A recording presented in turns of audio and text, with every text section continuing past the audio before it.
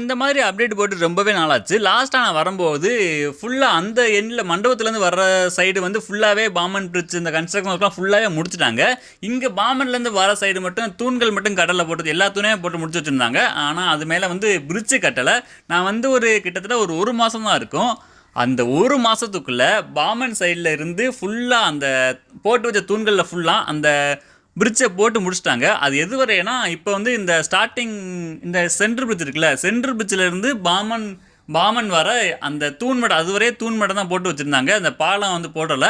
இப்போ அந்த ஒரு மாதத்துக்குள்ளே அந்த மொத்த வேலையவே முடித்து ஓப்பனிங்கே ரெடி பண்ணிட்டாங்க. அவ்வளோ சுறுசுறுப்பாக வேலையில் நடந்துட்டு இருக்கு. ஃபுல்லாகவே வட மாநிலத்து நண்பர்கள் தான். இந்த வீடியோவில் நீங்கள் பார்த்தா கூட தெரியும் எவ்வளோ ஹைட்டில் ஒரு ஆள் அந்த ஊஞ்சலில் தொங்கிட்டு இருக்காருன்னு பாருங்கள். இதெல்லாம் நினச்சி கூட பார்க்க முடியல. நம்ம ஏனிலாம் 4 படி இல்லை, ஒரு 7 படி ஏறினாலே கீழே வந்து பார்க்கும்போது தலை சுத்தம். ஆனால் இந்த மனுஷனை பாருங்கள் எவ்வளோ தூரம் எவ்வளோ உயரத்தில் இருந்து தன்னோட உயிரை கூட அதெல்லாம் ஒன்றுமே